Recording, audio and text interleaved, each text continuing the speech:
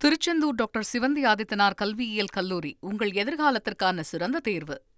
தமிழ்நாட்டில் சுற்றுலாத்துறையை மேம்படுத்த மத்திய அரசு செயல்படுத்தி வரும் திட்டங்கள் மற்றும் அதற்காக ஒதுக்கப்பட்ட நிதி குறித்த அதிகாரப்பூர்வ விவரங்களை மத்திய அரசு மக்களவையில் வெளியிட்டுள்ளது.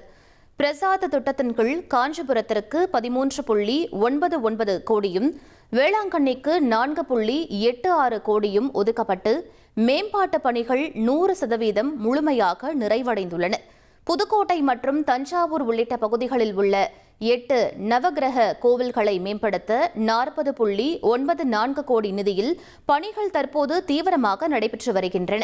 மாமல்லபுரம் கடற்கரை கோவிலில் அதிநவீன அனுபவத்தை உருவாக்க 30.02 கோடியும், ராமேஸ்வரம் தீவின் ஆன்மீக சுற்றுலாவை மேம்படுத்த 20.01 கோடியும் ஒதுக்கப்பட்டுள்ளது.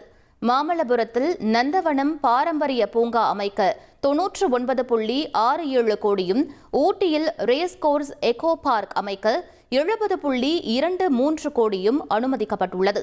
கங்கை கொண்ட சோழபுரம் கோவிலை ஒளிர செய்யும் பணிக்கு 11.47 கோடியும், சென்னை துறைமுகத்தில் சுற்றுலா பயணிகள் வசதி மையத்திற்கு 17.24 கோடியும் நிதி ஒதுக்கப்பட்டிருப்பதாகவும், மாமல்லபுரம் நடன திருவிழா, சென்னை மார்கழி இசை திருவிழா மற்றும் மதுரை பொங்கல் திருவிழா போன்ற தொன்மையான கலாச்சார நிகழ்வுகளுக்கு மத்திய அரசு தொடர்ந்து நிதி உதவி வழங்கி வருவதும் அதில் தெரிவிக்கப்பட்டுள்ளது.